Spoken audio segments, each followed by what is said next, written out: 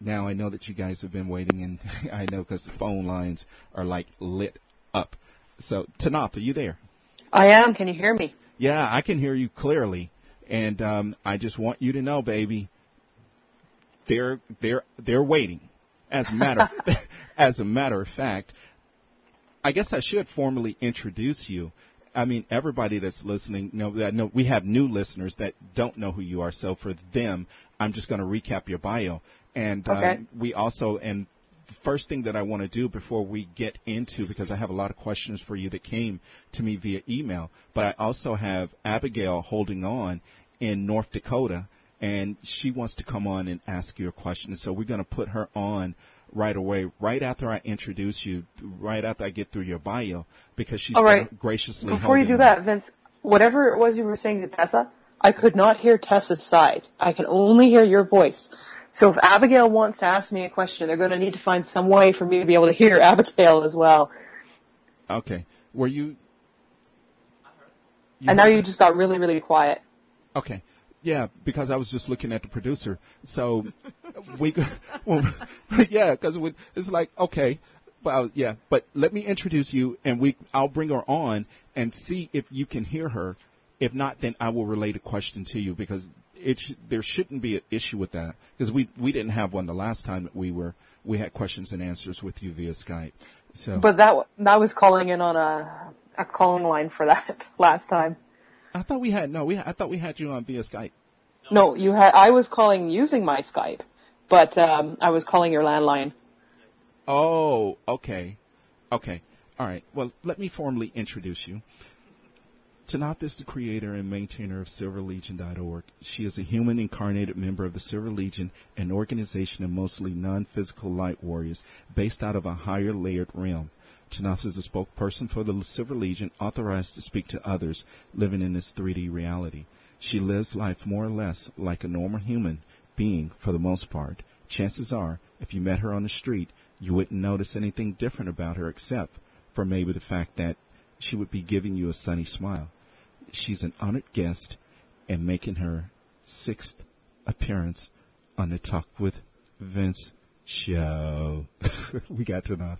I know, and Susie is really excited. Hi, got on her little Hi, Susie. Silver Legion outfit. Yeah, I told Vince we're going to take a picture, Chris, so you can see. What we're going to do is, because Abigail has been holding on so long, let's bring Abigail on so that she can ask her question. Oh, you have it? Yeah. Abigail, are you there? I'm here. Tanaath, can you hear Abigail? Hello, Tanaath. Did we just lose Tanaath? Internet connection, yes, we did. So, Abigail, we just lost her, so we're going to get her back because she's in via Skype. And you're in North Dakota, correct? Correct. How's the weather there today? About 45 or so. 40, 45. It's about 45 degrees. Oh, that's not too bad. That's warm for here. Yeah, it is warm for there. You know, yeah. I was thinking something down around like 20, 30. Yeah, it was 24 on Monday, but now today we're up to 45 or so, and yesterday it was 53. Very warm. Y'all having a heat wave. In a way, yeah. We've had 2 days this week over 50, so that's very unusual. That is very unusual. You know, I used to be stationed next door. I was in Great Falls, Montana. Oh, okay, yeah. And my last winter there, it got down to, I think it was 40 or 50 below. Wind chill factor was it was like 20 below, and then wind chill factor, it was down to about 30. I think it was about 30 or 40. Yeah. Below. We get down to even as much as 70 below at times, just for a few days in the winter, on occasion. And that doesn't happen every winter, but everybody really stays in during that time. It's very dangerous. Yeah, it is very dangerous, because I remember them telling us that at that time we had to cover ours because of the fact that your lungs could actually freeze. And we would have to plug up our cars, because that was when I coming from Georgia, I knew nothing about block heaters. And we had to put block heaters on and plug the car up to a block heater to keep the block warm, or it would freeze the engine. So that's good. I think we're still trying to get Tanaath back up via Skype. So Okay. she may have to call in if we can't get her back up via Skype. But Chris is working on it. Well, I can tell you a little funny story. My first winter here, it got down to 60 below one time.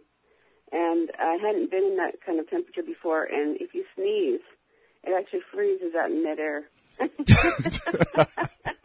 little particles just freeze out in the air. Yeah, that is crazy. How long have you been in North Dakota? About 12 years now. Okay. Tanaath, are you back with us? I'm back, and I can't hear Abigail at all, if that's still Abigail. Yeah, That's still Abigail. Yeah, it's still Abigail. Chris, she's saying that she can't hear Abigail. Is there a way for you to make her hear Abigail? I really don't know why, but I hear her. You hear her? Well, yeah, because we can hear both of them, but she can't hear Abigail. But Abigail, I can only hear Vince. What's your question for Tanaath, and I'll relay it. Okay. My question is, one for her and one for Sunfire, if Sunfire's on. No, Sunfire is not on with her. Oh, okay. Then she might know the answer to both, actually.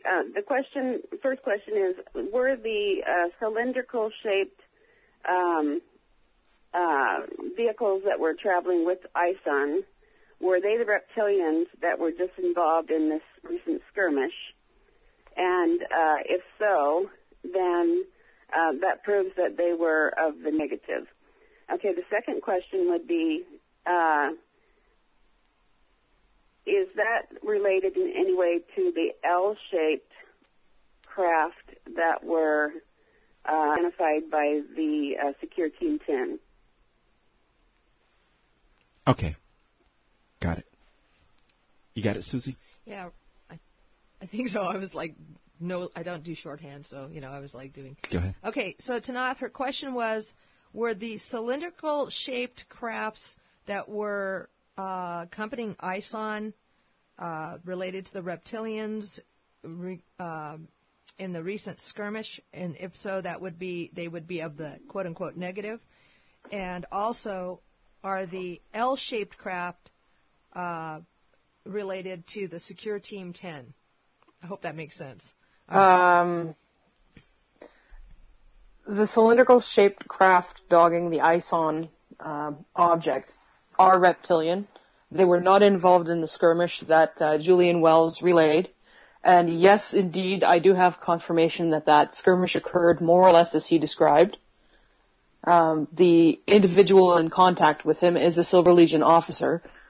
Julian used the term commander. The equivalent rank would be Lieutenant Colonel for that individual, as he commands the Trollface Battalion. As for the L-shaped craft, I'm not too sure what the question was, but I will state broadly, the L-shaped craft are not enemies. They are associated with the parent organization or the parent entity of the Andromeda Council, and they are friendly, very, very trustworthy, and basically had a few things to say to the Andromeda Council here about how things were being conducted. So they're good guys. They're not here to hurt any Terrans, that's for sure. Okay. And I want to relay a question to you from Kimberly Scott in Woodland Hills, California. She says, as an incarnate, will you still have earthly responsibilities either after ascension or when your mission is completed here on Earth, i.e., will you still be an earthly being? It all depends on, how things go, really. I'm planning on, when the mission is done here, I'm planning on resuming my full self. That won't be at the point of ascension. That will be sometime after, once everything has all been sort of sorted out here. At that point, my mission is complete. My contractual obligations end. But I will definitely not, just flit out of here and leave you high and dry. I've got a lot of friends and loved ones on this planet, many of whom will likely be staying behind. So I'll be back to visit. Plus, the Silver Legion intends to maintain a presence until Terra is able to field its own defense fleet And we intend to help contribute to training and other things of that nature to help you guys get ready to defend yourselves and stand on your own as a galactic member. How close are we to doing that? Well, it's hard to say, really.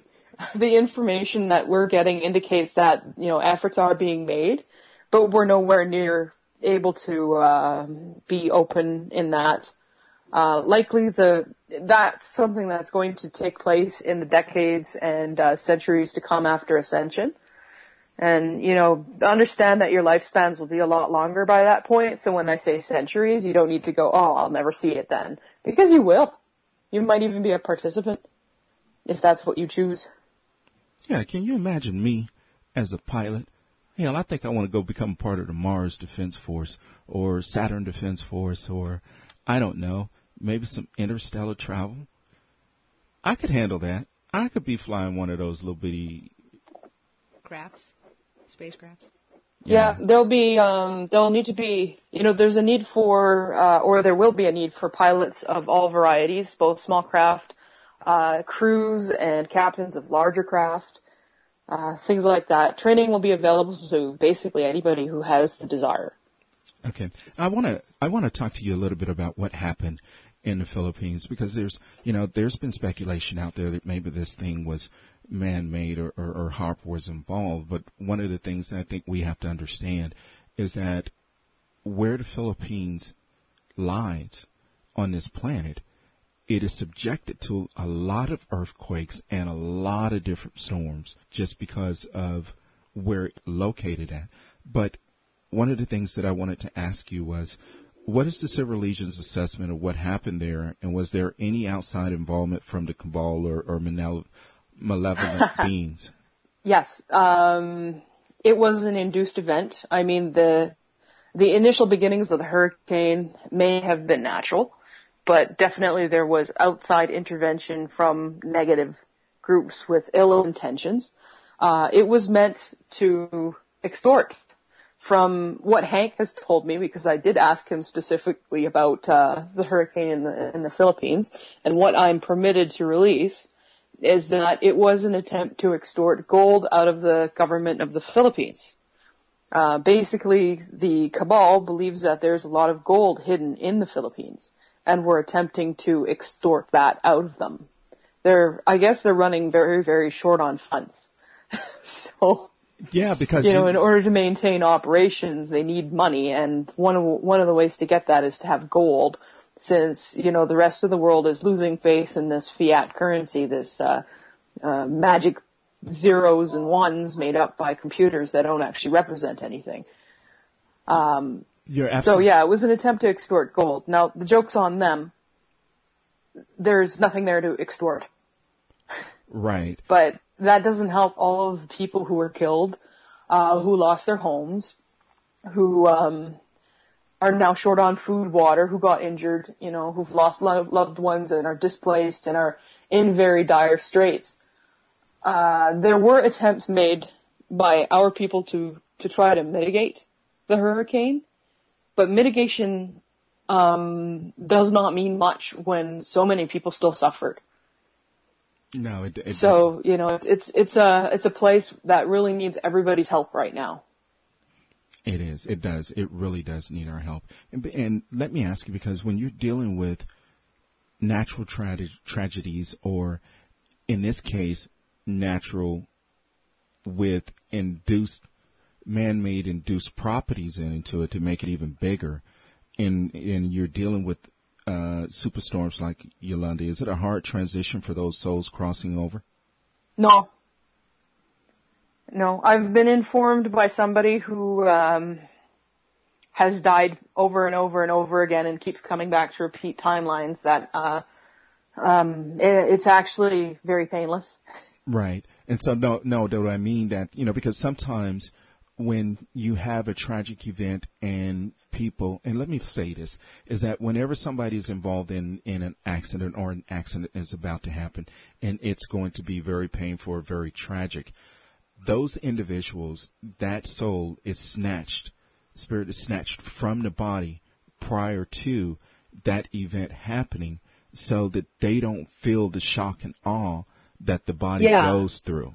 We have been involved in helping those individuals who are, who pass, and making sure that they understand that, they're okay, they're going to be okay, even though the body has now perished. And also, helping them deal with the grief of their loved ones at the loss of their lives. And what I kept thinking about was, one of the things that came to my mind was, remember when you were on the show and you were talking about that soul prison where you guys went and rescued those souls? So I was wondering, with so many crossing over at one time, was the reptilians involved in trying to capture any of those souls, or were you guys monitoring that at all? We were monitoring that. We had a large contingent that was helping to make sure that nobody got captured. Okay. And if anybody got captured, to track down those people and free them. So, they're not going to have that sort of free reign to imprison people anymore. And one of the questions that I also wanted to ask you was, when the Earth has a natural disaster like Typhoon Yolanda, how does other star systems or cosmic bodies view the event, such as Silver Legion? We see it as a tragedy. We see it as, a lot of people go that, and it's not necessarily their choice. And it's a snowballing of events. Typhoons, they occur naturally. On other planets, though, however, there's technology to mitigate it, or the planet itself will mitigate it, or warn people and say, hey, I've got to let some steam off here. Make sure you vacate your homes so that you're not caught in it. Right. And people will listen to it. Some of them are actually frankly shocked at the level of lack of communication between us and our planet, but they also realize that this is not our fault, that this was done to us, that connection was severed. What is the makeup of a storm? Because I was once told that sometimes storms come from negative emotions. They come from negative emotions and negative consciousness, that they appear, that our negative emotions and consciousness appear as storms in other star systems, or they come back to us. What are storms like? Are you aware of any storms that take place in other star systems and on other planets, or even in our universe? And are those beings? What I know is that storms and weather phenomena do occur elsewhere, and it's not necessarily the result of anybody having bad thoughts or putting out bad things. Sometimes it's just a pure physics matter, or it's a part of the self-regulation of the environment. So it's not always a bad thing. Usually things that come back to you in terms of negativity don't tend to come back in terms of quote-unquote natural events. They tend to come back into the actions of others. Okay. So deliberate action as opposed to, say, I guess a mechanical response. Right. And this question comes from Erica Lazo in Hungary. And she says, so what are the other planets she is fighting for? What is the state of them? And where are they in comparison to us? Well, actually, one system managed to liberate itself. It was actually the next on our list, and that is the in the Aquila constellation. I can't remember the name of the system offhand right now, but it was very, very badly off, and it was next on the list. It wasn't as bad off as we are. And we were actually intending to head there right after the Terran engagement. And they ended up coming to us and saying, hey, we just kicked these guys to the curb. We freed ourselves. Do you need any help? Right. So, some of these worlds that are next on the lists or on the list for liberation, some of them are actually working. Hello? Others are not, but some are. Hello? Yeah, you're breaking up on us. Can you hear me? Yes, can you hear me? Yeah, I can hear you. Repeat the last thing you just said about that planet. It liberated itself. They had a revolution what was going on far more open than it is here. It was no secret that they were occupied. There wasn't this, this song and dance and, oh, nothing is real, none of this is real, that we see here. It was very overt and in your face. And they rebelled and succeeded and kicked away their overlords and used what tech they managed to create themselves and seize from their overlords to come here and say, hey, do you need help?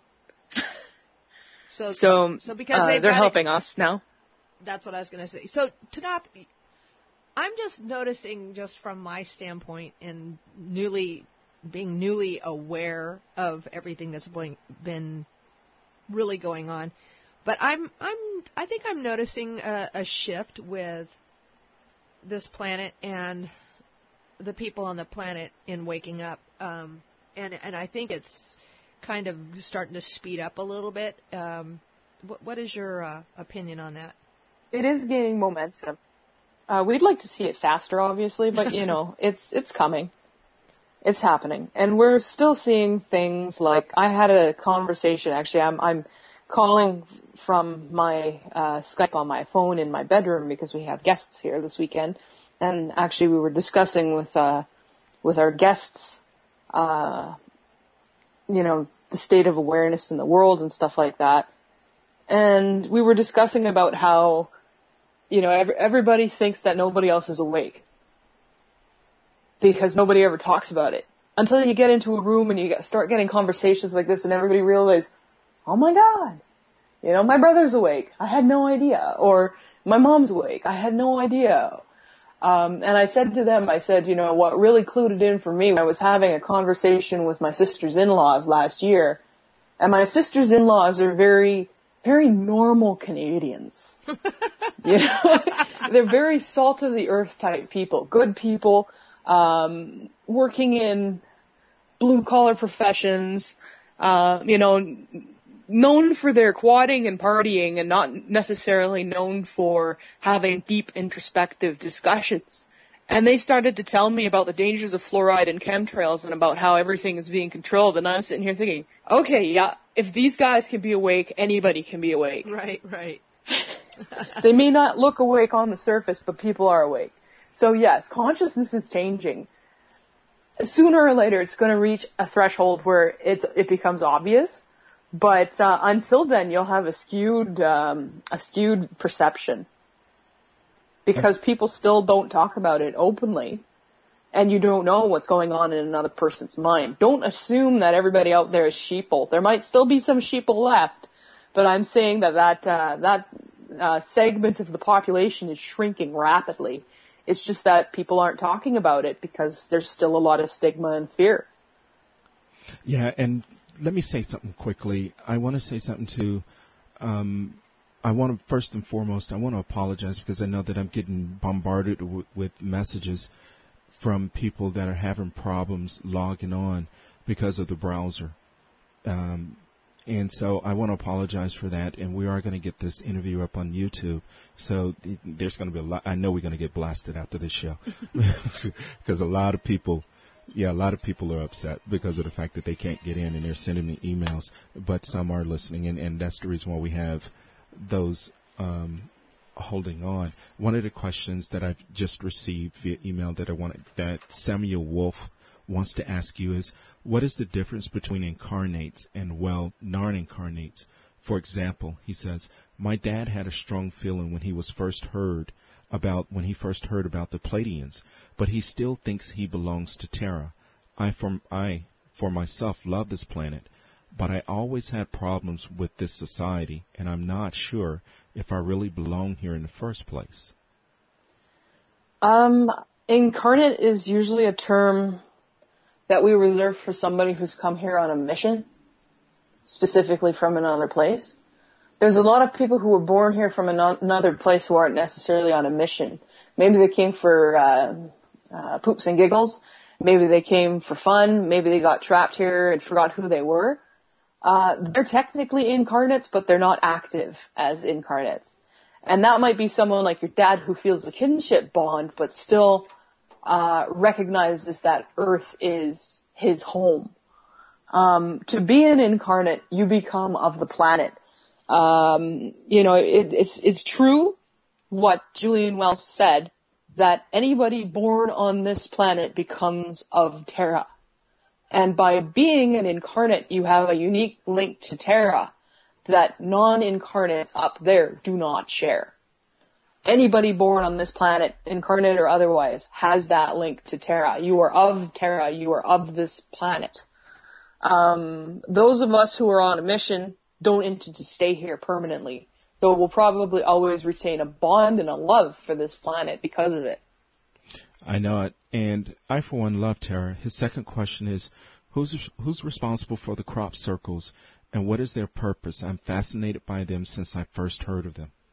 Well, crop circles are made by a number of different groups. It's not just one group or one entity that's responsible for it. You've got humans who are making them for fun or, because they got something they want to say. Some of whom are actually inspired by real things. We've seen some human-made crop circles that actually contain real information. So we know either somebody there was knowing, or maybe they decided unconsciously to do it, or subconsciously to do something that had much meaning. We have all different groups of extraterrestrials that are making it. Some are doing it to take advantage of sacred geometry, either to, if they're working from the pro-Terran side, to help balance the energies on the planet and help raise consciousness. If they're working from the controller side, to help things go their own way. Sometimes it's just jokes and messages, and sometimes it's just people playing around. It's a wonderful way to test if some of your equipment works. If you can get a circle, well, you can at least have some effect. Right. So there's all kinds of things, and some of it is just penis waving. Some of it is just what? Is it like penis waving? Basically, it's penis waving. Making threats to those who can understand it, like the controllers do that. They'll put down circles that have meanings that are threatening. We'll do the same thing. We'll put down circles that have meanings that say, hey, you dumbasses, your time is up. Things like that. So it runs the gamut from useful to entertaining to psychological combat, basically. Okay. So now we got to deal with ETs that are penis waving. I don't know what you want to call it, but that's the closest I can Lord. get. Basically, but you know what? It's okay. It's okay. They can play that game right now because I think you understand the value of intimidation. Yeah, I do. And psychological ops. Some of it's that. But you know what? One of these days, it's coming. We're going to grow up. Right now, they're like the bullies on the block. They can do with us whatever they will. But one of these days, we're going to grow up, and we're going to be penis waving right back at them. I love that. But anyway, we have another question for you from Kim. Okay, Tanaath, Kimberly wants to know, if you get hurt or even die during a Silver Legion mission, what happens to your Earth body? Well, if you get hurt, I know from personal experience, I usually wake up with aches and pains, and I self-heal very rapidly, and in the rare occasion where I require actual medical intervention up there, then I get confined to the infirmary, and Kudelich sits on my chest and tells me, don't even think about leaving until I clear you for exits. And then I'm stiff and sore for a couple of days, and then it goes away and I'm all fine. To the best of my knowledge, I have not yet died up there. We have had this happen a couple of times, where people who are incarnated have died up there, and actually what happens is, we play some tricks with time, such that we bring them back in what for the body feels like immediately, so that the link isn't severed. And we have somebody who goes and makes sure that that link is held open so that they don't lose connection to their body. Okay. And the next question comes from Donovan Williams. Donovan asks, I have a question regarding the error of evil and the accidental existence of the demiurge and his archons. You mentioned that evil is an error. What if the archons is the answer to the evil of it? To the error of evil? Well, then it's not a very good answer because they're part of the problem. No, the archons are, I would say they're artifacts of the error. Not an answer. Artifacts of it, produced by it. And also, since all beings, whether positive or negative, came from the prime creator, are born of light, but the archons were born unnaturally by Sophia, or Gaia, does this theory prove to be close to the answers to evil itself, or is there some other sinister force that has not been documented or seen yet? They weren't born from Sophia or Gaia or Terra or Mita or whatever you want to call her. They didn't originate here. They came from somewhere else. So that question is based on something that, like an assumption that I'm not following here. Okay, and the next question comes from Linda Freer of Ohio. Linda wants to know how a no-money system functions and what would it look like? Well, it's fairly straightforward. It's a matter of barter and trade. For one thing, no-money systems are typically predicated on abundance, meaning that there is not a perception or a reality of shortage. Instead, everybody has what they need. And people trade for things that they want rather than what they need. In higher tech societies, these are usually based off replicators. So everybody gets what they need from the replicator, whether it's food or clothes or housing or whatever. But, for instance, me, I still keep sheep, not to eat them, but, so that they can help take care of the land, because animals do help take care of the land, help the grass grow. And in return, in every spring after the winter, they give me their wool, and I then card it, spin it, and dye it, and, trade it to people as yarn or as finished goods who trade me something in return. Like maybe something I like wine, which doesn't replicate well because you require yeast which is a living thing that cannot be replicated in order to create it. Or cheese from cows who do the same thing with their milk that sheep do with their fur. Okay. Or wool. Okay, and Chris, we've got two more people holding on. I know one of them is Abigail because she's listening to the show via the phone lines. Do you know who the other two individuals are, and if they want to come on or if they just want to ask a question? Yeah, that's no way for me to let me know. Okay, and so the next question also comes from Linda. Linda would also like to know why you and Sunfire are not on Drake's show anymore. Drake has requested it for this time being. Also, it is a heavy load on both myself and Sunfire to do that week after week after week. I have a very active, busy life, so it's not easy for me to make a weekly show these days. And another thing is, I'm waiting for certain things myself before I'm willing to have a regular show again. And once these things occur, then I won't have any problems going back to it. But until then, I'm waiting, and Drake is waiting as well. Okay. So, we communicate on a daily basis. So, this isn't a matter of where we just all sort of decided, we're going to split and go our separate ways. We do communicate and work together very closely on a daily basis. We've decided at this time we want to put the ET shows on hold. There's some, very big things going on. And we're waiting for some certain events before we're willing to go back and have a regular show. Okay. Are those events close to taking place? And we hope so. We're working for it. It's one of these things where, I've used the tunneling metaphor before. We're tunneling. We can hear the sound of the rock changing, but I don't know when it's actually going to happen. And I will not use that dirty 4-letter word that begins with an S. Okay, but one of the things that I will ask is this going to be something that uplifts the consciousness of humanity? If we have our way, yes, very much so. Okay, so you mean I'm going to be able to get to do my penis waving back to ETs sooner than I think? I hope so. We're working for it, right? My job is not to be on the radio. My job consists of a lot more than that, a lot behind the scenes stuff.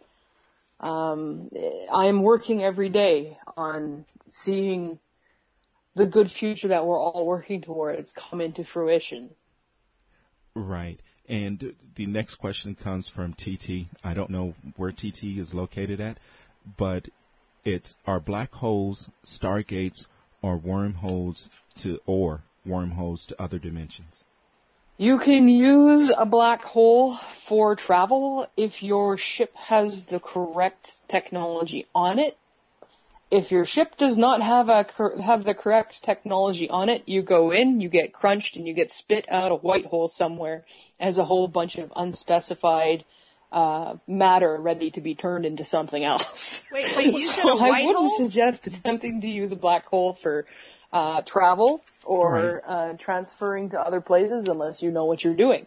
Right, so if you get spit out of a white hole... Wormholes exist naturally and can be generated and created, and they're used typically for transport from one physical location to another, although you can also use them if they're configured correctly to transport to different dimensions.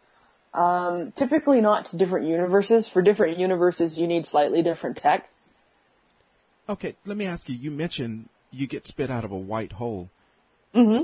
Where would you be? Wherever that white hole happens to be. Black holes, their terminus, where they spit out, is generally not in the same proximate location. So you could end up in another think universe? Think of a black hole as the drain in your tub.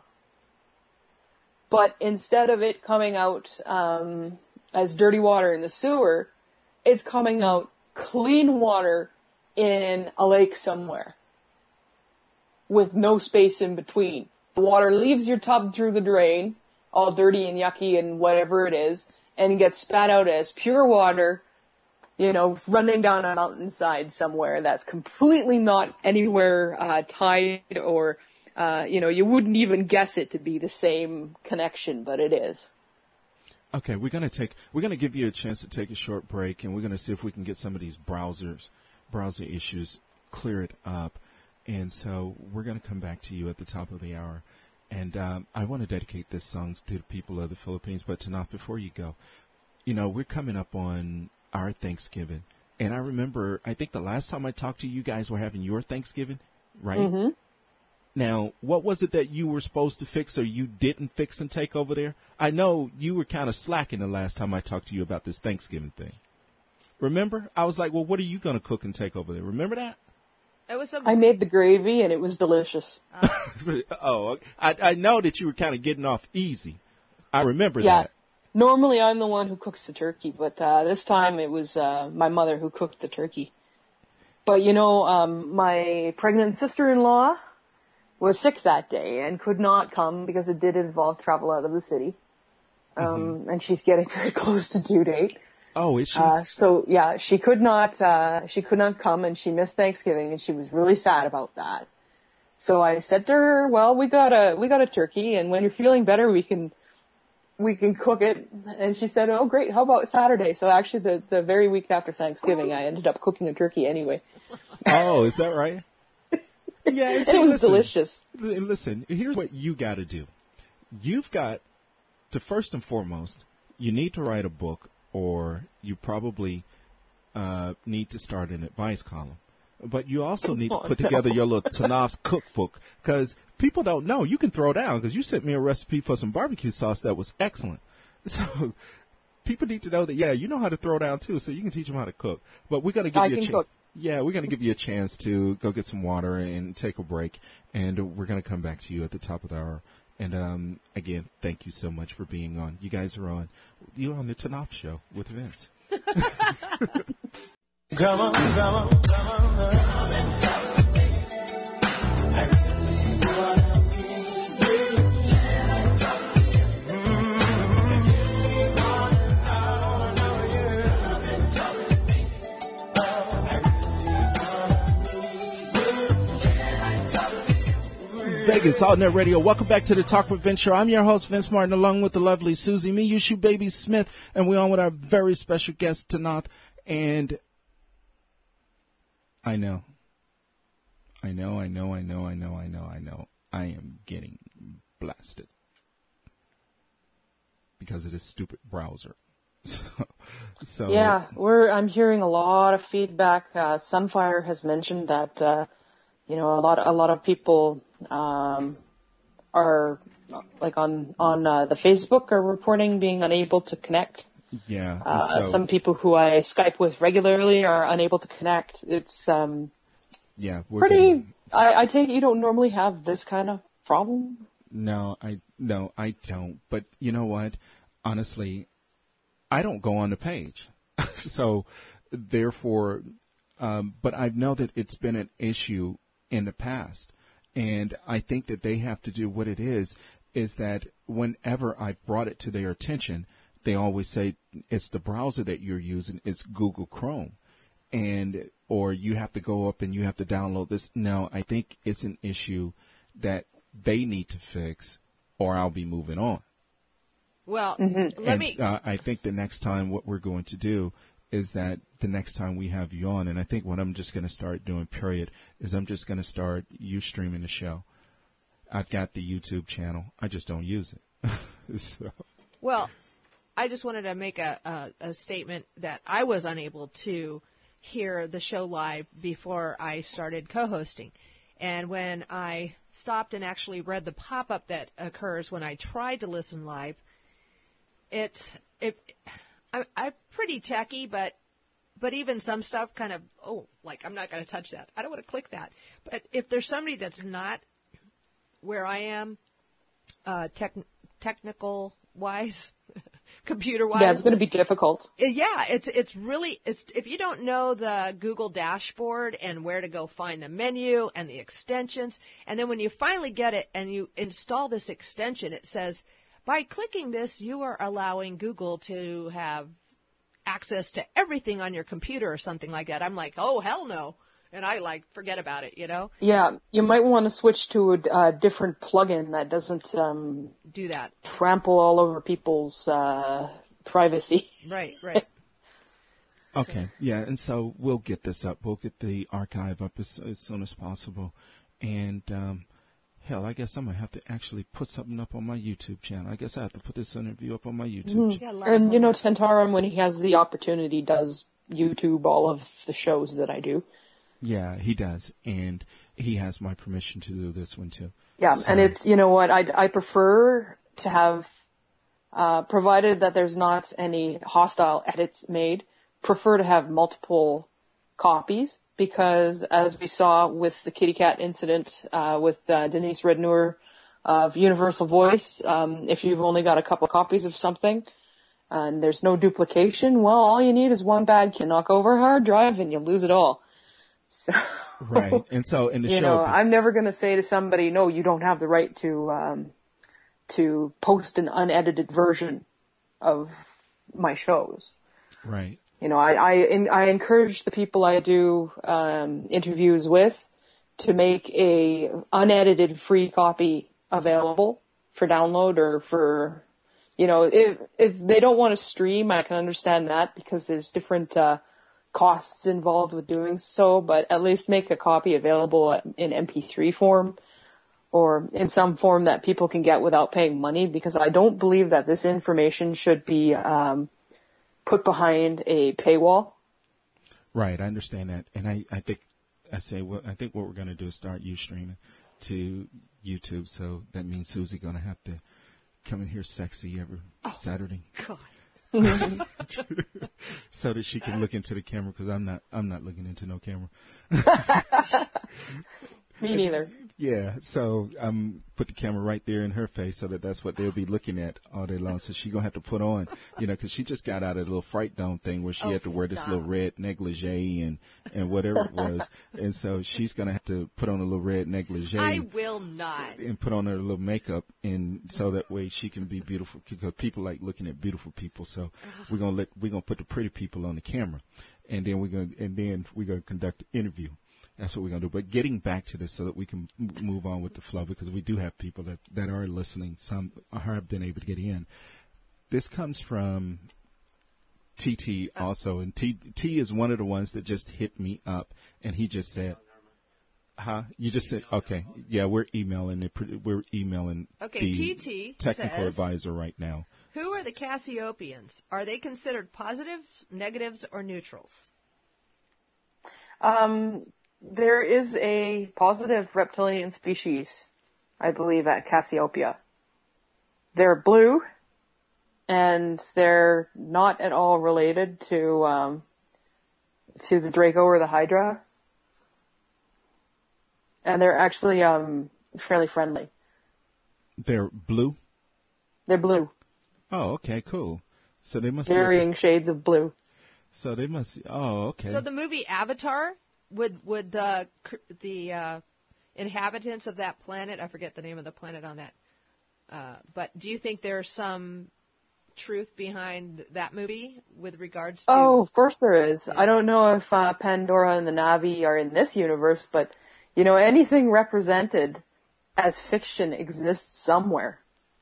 And actually, you know, that is a particular interesting one, because it's got, on one hand, it's got some pretty positive messages, but on another hand, it's, you know, definitely promoting the transhumanist agenda, which I've spoken of previously, and I want to reinforce. This thing is, it is, you know, it's being promoted. Oh, well, you know, we can transcend our human failings, such as short lifespan and crippled bodies and sickness and all of this by, you know, putting our consciousness into something else. No, don't do it. It is a trap. These short lifespans and crippled bodies and sicknesses were induced possibly in order to make it seem like a good idea to put our consciousness into something else. Don't do it. Bad. I've personally looked down on futures in which Terra does this, and the result is nothing short of horrific for all involved. So, you know, you're better off taking out anyone who is a proponent for this and hanging them. It's violently, violently bad for all involved, and wow. Not a solution to anything. And this comes from Saz in Brazil. She is in, I think she's in Sao Paulo, Brazil, is where she's located at, or is located at. She wants to know, is the cabal just a puppet of the reptilians and other bad ETs, or is it an independent terrain group that works with or receive aid from them?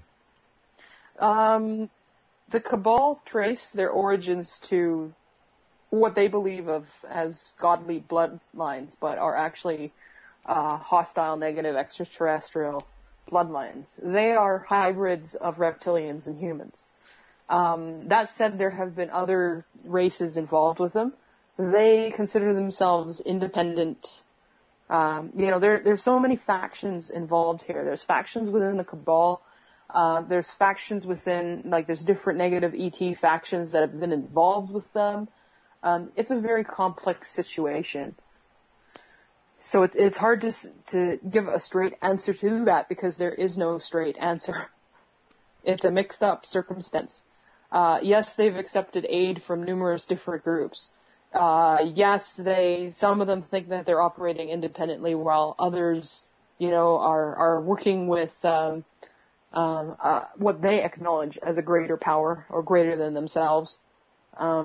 It's all bad. We'll put it that way. And there's indications, likewise, that the reptilians themselves may have been controlled by other groups. So, you know, how far does the Russian nesting doll go? Well, I don't really know. We're looking into this, right? I just trust that we're going to do our job and at least keep Terra safe. And hopefully help the whole universe in the meantime. Saz has another question. Would the cabal still be a threat in the case of a surprise ascension without cleaning the house?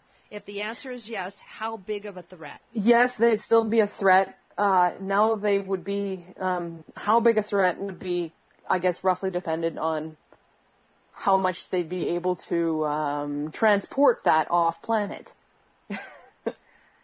You know, or how much they'd be able to spread. She also says, if Tanaath if the Silver Legion good ETs need a place to park their ships in Brazil, she's got plenty of space. Yeah, Brazil's an interesting. There's a lot of UFO activity in certain regions of Brazil, and this is because there are negative bases there. A number of negative bases. What does that term refer to? A variety of different species. What does that term refer to, negative base? When you say negative bases? When I say a negative base, I mean a base that isn't run by one of the more positive or neutral groups of ETs that are involved. Okay, and I have a question for you. This comes from Bridget, and Bridget is in California. And Bridget wants to know why her daughter hasn't crossed over and why she's cooking in her kitchen. I cannot answer that question because I don't have any information at all on that question. And I'm not a medium, so I can't answer people's questions about why their relatives are there. You'd be better off asking your relative yourself if you can. Right, and sometimes when it don't cross over, and they're caught in infrared, they're the ones that. And right now, she's functioning as a ghost, and so she's a disincarnated soul. And Bridget and Quaintance, because Quaintance is also involved in this question. You can tell her to go find a light. Maybe she just needs to go find a light. And sometimes when there's funerals that are taking place, you may find the light in that church so that she can go to the light and cross over. But something is keeping her here.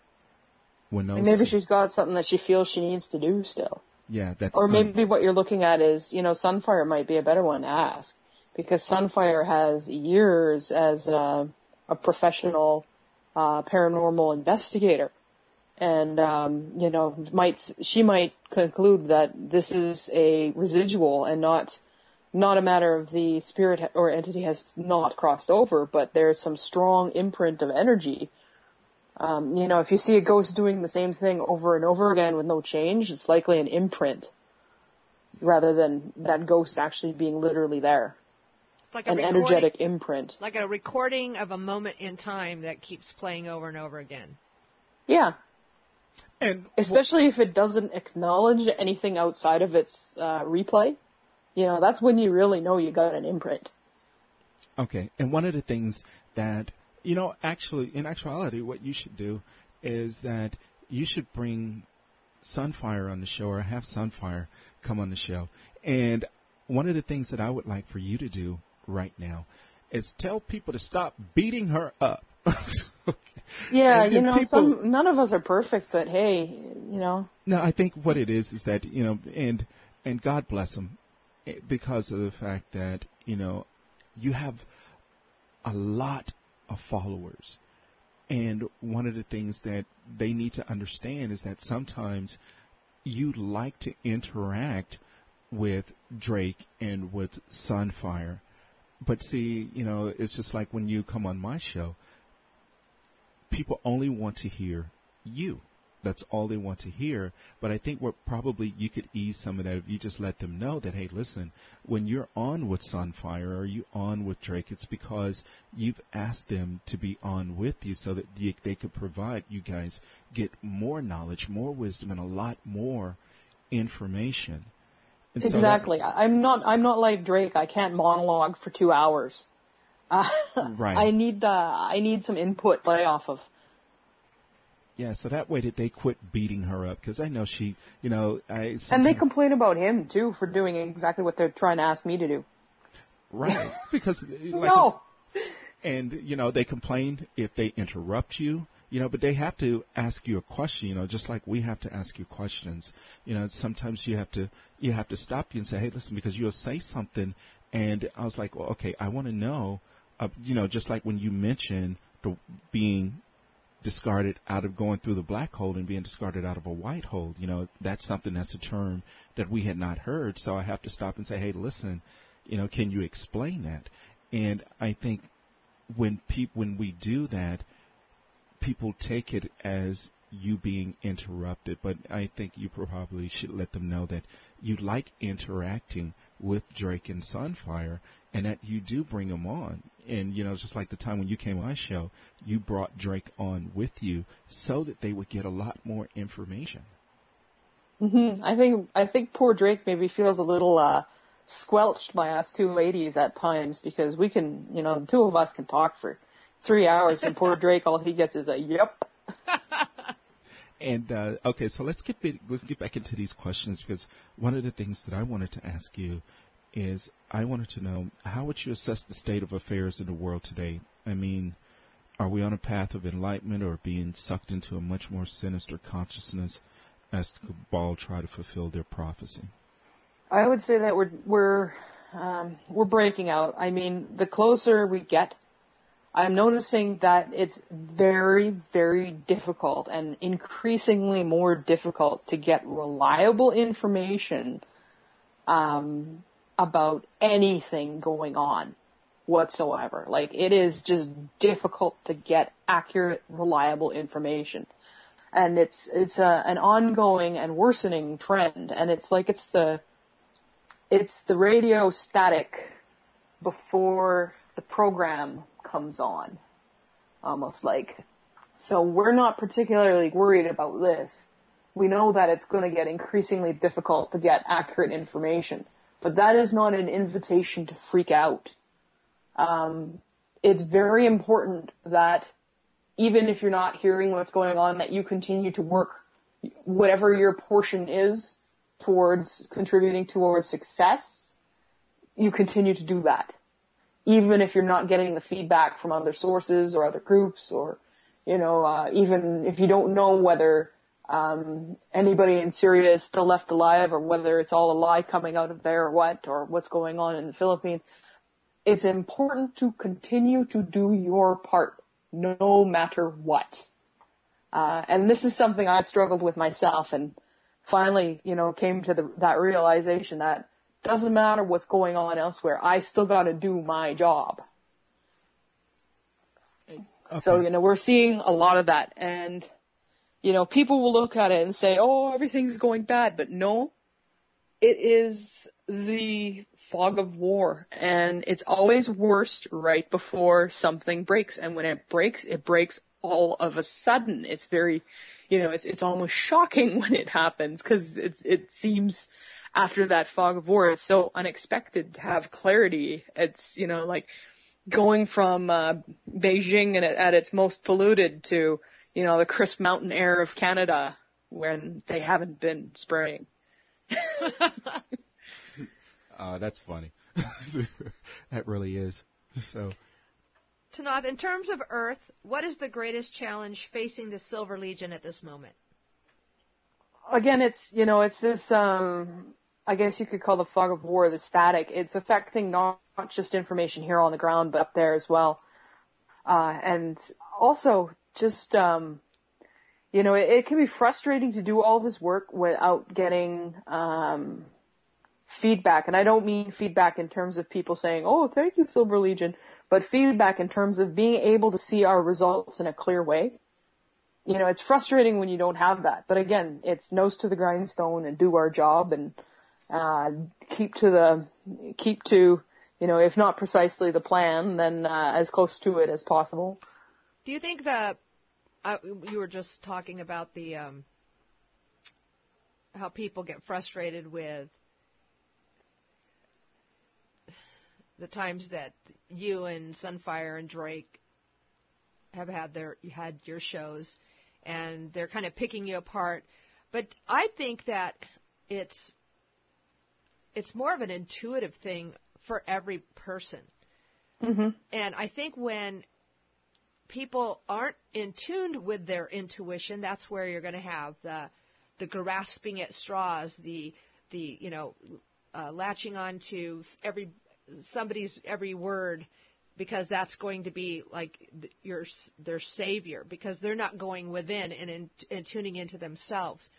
And yeah, very much so. And so, and I've actually said this for the past year, I feel that because of the constant barrage of disinformation that's out there, like you're saying, is becoming thicker by the day, as we're getting through the rock with the spoon, so to speak. It's tuning it within. You're going to learn to trust that truth, and that no matter what anything else is going on or what anybody says, you're going to know inside that you did the right thing and that it's the truth. And that's kind of where what I'm taking from what you just said a little bit ago. Yes, and then at least if you don't succeed, you've done so honestly after giving your best effort, and that does matter, and it does count. Right. Okay. Now, let me ask you this question. How's my dragon people doing up there in the Silver Legion? They're doing pretty good, actually. There is a small group of dragons from another species that had been slaves to one of these negative factions, and we're looking at making a home for them because they don't have a planet of their own. It was destroyed. What planet were they? And what was the planet that they were from? I'm not familiar. It was long enough so that it's not going to be well known, and I don't know the name of it even. Does any of them look like Khaleesi? No, they're kind of a greeny browny color, and they're, well, small by my standards, but then I'm a very big dragon. So, and just in case people don't know who Khaleesi is the mother of dragons on Game of Thrones. The blonde. Well, actually, she's blonde with the dragons. Yeah, she's towhead. She's towhead. She's not blonde. She's towhead because she's got white hair, and she's the mother of dragons. And I love Khaleesi. I love Game of Thrones too. I read it. It's enjoyable. Next question I want to ask you are you aware of any wars that are taking place in the heavens as we speak, and if so, who's involved? Yeah, there's a lot going on up there. Wars? Yes. There is an ongoing war in this another galaxy that I guess you could sort of characterize as going on between free will and self-determination and control and domination. And what's going on here on this planet is part of it. As above, so below. So is this going on beyond the naked eye in our solar system or beyond our solar system? Beyond our solar system, even within this whole galaxy and this whole local supercluster. Like, it's big. Are the reptilians involved? Yes, they are. Yes, they are, as are many other factions and groups. And like I said, now evidence has come. And we've always known that, the reptilians did not start out the way they are now. Something came along to induce, I guess you could call it this insanity. And we're still looking for the agent and or agents responsible for that. Yeah, because if they can be returned to a state in which they are autonomous and self-determining without trying to take that away from anyone else, then that we consider that a win. It would be better than wiping them out. Although I understand that a lot of people want to do that because, there's been so much pain and torment and trauma. But if it's, if it wasn't their fault, then the best we can do is make it so that they can't do it any longer and not punish them further. So they were kind of duped by their own cabal in a way, just like we are. We don't know the exact circumstances, but it was likely something that occurred, sabotage from within, yes. Infiltration and sabotage. Well, I guess if I look, I ain't gonna say that. I guess if I looked like they looked, I guess I'd be pissed at the rest of the universe too. Beauty is in the eye of the beholder. Yes, it is. And I've seen some reptilians that are actually very beautiful, but did not stop them from being horrible people, right? Yeah, well, I guess some of them are beautiful in the sun because some of them some of these reptilians are here on Earth. But when you were talking about them being influenced, I can tell you that what was coming to my mind is I kept thinking Jehovah. Because Jehovah... funny you should mention that, yeah. Yeah, Jehovah was a tyrant, and he was responsible for a lot of the turmoil that's going on in the Middle East. I'm not going to say now, but back then, he was responsible for the whole thing that went on in Egypt. So I wonder, and I know that he's in the Pleiades right now, and he should be returning. And he's the one, along with Yahweh. I don't know if Yahweh is going to be involved, but there's going to be another war in the heavens, or it's taking place now. And I believe it involves Yahweh and Jehovah, because a lot of people don't know that they are separate beings. No, people don't realize that. And they're not, they're also not gods. I'm sorry, they're not. No, they're not. They are our sisters, our brothers. They are actually our brothers. And we realize that. The next question that I have for you is, what is Gaia's greatest cry right now to the source? She wants relief. She wants this to be, over with, the sooner the better. I mean, if we go back to the birth thing, she's at the point where, a woman might be screaming for an epidermal or saying, I hate you, why did I let you do this to me? It's not fun for her, but she also knows that it will get better. Does she view us as being parasites on her body? No, she doesn't, actually. She views some people who I will not include as us because they are not true humans. She views them as parasites, but she does not view humans as parasites. She views humans who are vibrating at the same resonance as she is as her people. And of course, all the animals and plants and biomass on this planet is also hers as well. She views it as hers. But no, she does not view us as parasites. Not in general. She also understands that we were done to, even as she was done to. And I believe she does long for that connection back with us that other planets share with their people. Just as many of us long for that connection with her. So it's more or less like we are abusive kids. It's what we are. On riding along with mother, we are abusive kids in essence. In the back seat of the car, and she's going to pull over and... No. Yeah, except she won't pull over and make us walk home. Right. She values the life on her surface because that is part of what makes her great, right? A planet's greatness is partially in the life that she carries, and it usually is a she, although you do see some male planets and female suns. It usually is a she and a he sun. We're part of her strength. We're part of what makes her successful as a planet. So she doesn't want to just toss us off, shake us off like a dog shakes fleas off. I know a lot of people are saying that. There might have been at some point where she was thinking it, but, she does also realize that we were done to, and she was done to. And the only way to fix it is to come together. And you know what? She is such a beautiful entity, because even today, I still see pictures of places that I've never been, and there are some awe-inspiring places on this earth that we're probably yet to explore. She really, really treasures and loves those few individuals who are able to have a typical connection. What so many other planets and people take for granted is rare and sometimes has to be worked for very hard on this planet. And she really, really treasures those who take the effort to do so, or, who maybe have the correct genetic or spiritual capacity that makes it very easy for them. Gaia loves those people. And she wishes everybody was those people. And you visit other planets and seen other planets.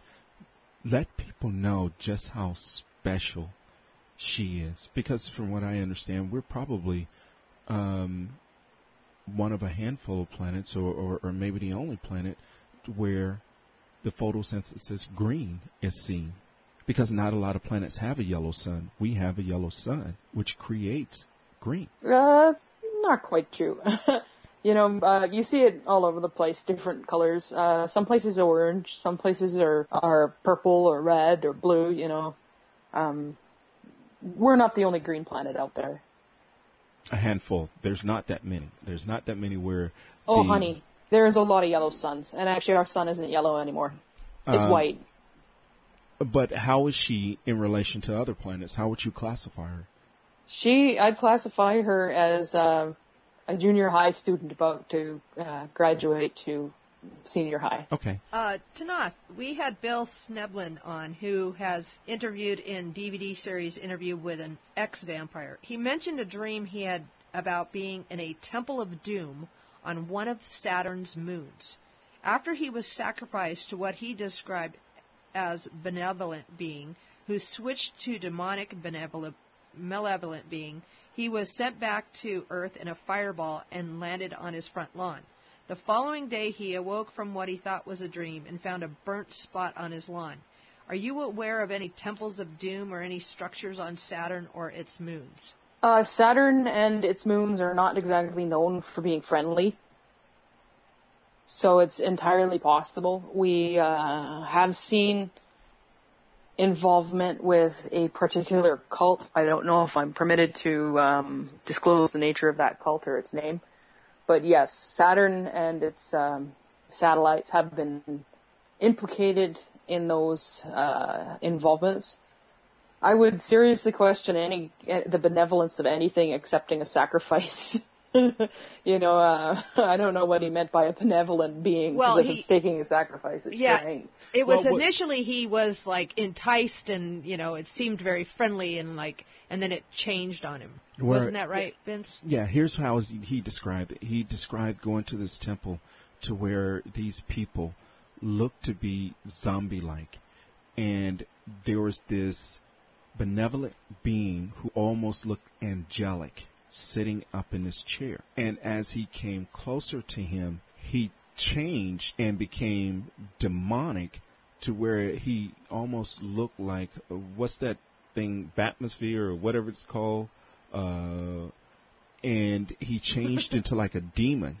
And what he did was he took his talon and stuck it down into his forehead and said, "You're mine now."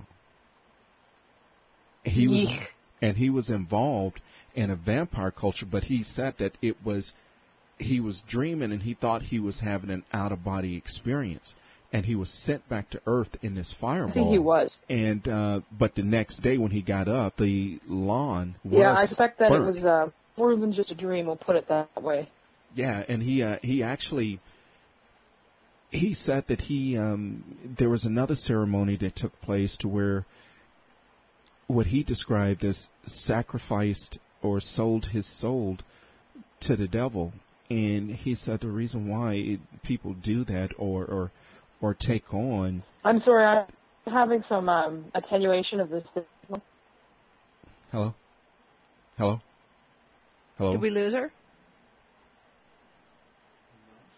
Are you still here? She's still with us? I don't know if I'm still hearing you. I'm experiencing some attenuation of the sound. Right. Where it slows down and then I'm getting it all at once. Yeah, we're still here. We're hearing you clearly. And okay. He said that when he did that, the whole nature of his blood changed, and he became sensitive to sunlight. He sensitive to garlic. He couldn't go near garlic. He had to work a night shift. He had 3 witches in his covenant. He had 11 witches in his covenant, and 3 of them that he fed on because he had to drink blood, and he said drinking blood became addictive. But the reason why I'm asking you that question is because, or I'm making a comment, is because we've just went through a vampire craze in this country, and now they seem to be moving on, and now they're starting to glorify zombieism. What's your take on that? Because I saw a movie the other day where the damn zombie even was changing back into being human, and it was they presented it almost like that love story. What's the one where the vampire and the girl is in love that everybody was? Oh yeah, Vampire Diaries no, True Blood. No, not True Blood. It's the one out of where they were out of Canada. It's oh my God, what's the name of it? It's because it was a whole book series. Yeah, I know what you're talking about. I can't remember the name. Yeah, where the girl fall in love with Twilight series. Okay. Yeah, so that was not out of Canada. That was written by Stephanie Meyer, and it's I'm sorry. What can I say? The worst Mary Sue. As somebody who writes. I'm sorry, I meant Seattle. The setting took place in Seattle. Well, now I see this story to where you've had all of these movies involving zombies, and then the other day you had this movie on to where the girl was falling in love with this zombie who was apparently changing back into human.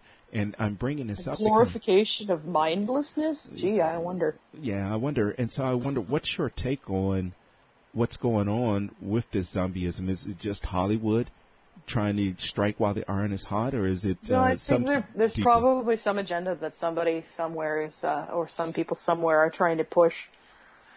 Look at the key features of zombie movies and the zombie genre. You have the us against them mentality. You have the last ditch hope, last ditch survivor against overwhelming odds mentality. You have the breakdown of society and the dog eat dog syndrome, where you have the warlords coming up, and if you watch The Walking Dead, you have some who are, even amidst this overwhelming destruction, are using it to further their own plans, and even the human survivors can't trust one another. It's a overwhelming theme of mistrust, of abject struggle, of no hope, of a glorification of violence and mindlessness. Consider the themes. What is it they're trying to get out of that? How do these themes affect us psychologically? If things start happening, then, here we've got all these suggestions to fight your neighbor because your neighbor is probably coming to take your food, or your girlfriend, or whatever, You've got these suggestions that you can't trust anyone except for yourself, or maybe, your best friend. You've got all these suggestions that you better arm up, grab a shotgun or something like that. And don't be afraid to use it against anybody, friend or foe. It's not exactly friendly. Okay, and one of the other things too is that this is kind of out of the realm of what we usually talk about, but in our country, we've had a lot of problems with this Obamacare, and people call it what it is. Call it McCain care. Because that puppet didn't come up with it. It was invented before he came into office. It was invented actually by McCain's faction. Oh, was it? Yeah. And I get really ticked off when people call it Obamacare, because he's just the puppet who was there when it came into play. It was put into play. It was started during the Bush era. Okay. And what is its purpose? Its purpose is to feed money to the insurance companies who are funding the cabal. Flat out. Yeah. You'll note it has nothing to do with provision of health care. It has to do with provision of insurance. Insurance is not the same as health care. Anybody who's ever actually fought with their insurance company to get health care understands insurance is not health care. Insurance for your home is not the same as having a home. Insurance for your car is not the same as having a car. It is an attempt to force mandatory insurance on everyone, which says absolutely zero about how healthcare is funded, provided, the standards thereof, whether it's based on evidence or just a bunch of hoo-ha. It has absolutely nothing to do with healthiness and everything to do with taking money from people and feeding it straight to the cabal. Do you think we've we made some progress as one voice, so to speak, with how this is all turning out at this point? That, oops, we made a mistake, it's not working, blah, blah, blah. No. I think they're just putting on a dog and pony show. And the bottom line is, in the end, it's a tax to the insurance companies. Yeah. It's not even going to the healthcare providers. It's going to the insurance companies. And I'm sorry, but insurance is a scam. Insurance is a funding mechanism for the cabal.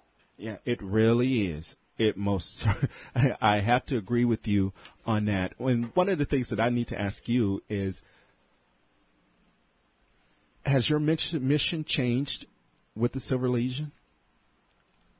No, I'm still doing what I'm supposed to be doing. And that is for those of people that don't know what it is that you do for the Silver Legion. In part, I'm here to be, I guess you could say, the public face, but I'm also here to actually do the work behind the scenes. And part of that has included getting into contact with other people who are doing similar work, and combining our efforts. How many light workers would you estimate there are on Earth? Oh boy, I have no idea. I know that that there's you are aware at least several million. That you are aware of. At least several million. And collectively, what is their mission? Collectively, their mission is to see to it that that this ascension takes place in the most possible manner, or the most positive manner it possibly can. Okay. And to, after that, there's a lot of people who will be activated after that, who will be, taking care of things like cleaning up the pollution and getting rid of all the radiation and icky stuff, and helping clean up the earth and rebalance the ecosystem so that human beings are living in harmony with the plants and animals, and that no one group is harming any other unduly, etc. All of those wonderful things. Seeing to it that our education is, I guess, appropriate rather than this hideous pounding of dogma and hierarchy that goes on now. Okay. And lies. And you're commander of the Silver Legion. I'm one of the 6 members of the command team. Admiral Mander has been officially recognized as a member of the command team. Okay, and your commander, if he had a message for the people of Earth, because I think the reason why, since Susie kind of touched on it earlier, is that I think people are in essence running out of hope. They keep waiting for something to happen. They keep waiting. I almost get the sense that, why are you waiting for something to happen? Why aren't you going out and making something happen? Why aren't you doing something? Right, that's what I'm saying. Waiting does not accomplish anything. But people, I think what it is that people are, I almost get the sense that they're so fed up in their own personal lives. They look at everything that's going on and they say, well, why don't they come and help us and blah, blah, blah. But I think you have to take it upon yourself to make a difference. Yes, exactly. We can't be your saviors. We can't come here and rescue you from yourselves. You've got to do, this is your lives. It behooves you to raise your hands and raise your fingers and do something for yourself. Right. We'll do what we can, but we're also limited in that we can't do anything that screws up your potential to be a sovereign, self-directed people. Which means that some of the things that we want to do, we can't do because we're not gods. We don't want to be your gods. We don't want to be your babysitters. We don't want to be here 100,000 years from now still repeating the same things because you never learned how to do it for yourself. And speaking as a Terran, I don't want to wait around for somebody else to save me. I'm doing something to save myself and the people around me. I think it behooves us to get off our butts and do something. Exactly. And no task is too small or too great. Whatever it is you feel called to do, just stop waiting. So it's a matter of, like I said, trusting the intuition and the voice inside that's saying, I want to do this. And yet then on the other hand, we have the dumbing down and numbing down essence that we've all been subjected to for so long. that sometimes it's almost hard to trust our own intuition. Yeah, and I can understand that. But you know what? I think, we know for a fact that there are light workers who are innocently working for the other side. But the nature of the contribution is that if your intentions are good, even if you're working for the wrong group, you'll still be able to accomplish something good. You'll still be able to move things forward. Maybe not as powerfully or as drastically, but you'll still be able to do a good job, right? Right. And I think what it is that part of people's frustration is that you have people like myself, like yourself, like Susie. You have the ones that are awake. And it's very difficult sometimes to reach the masses, to explain to them that, hey, listen, this is going on. You need to stop sending these people and putting these people into power because they're just hijacking your freedom, your consciousness. And it's very difficult sometimes to uplift consciousness as a whole. But if we do it one mind at a time, we will get there.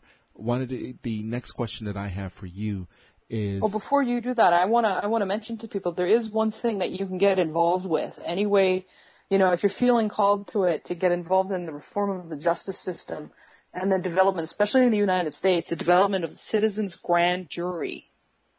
Look this up. Because this is an actual thing.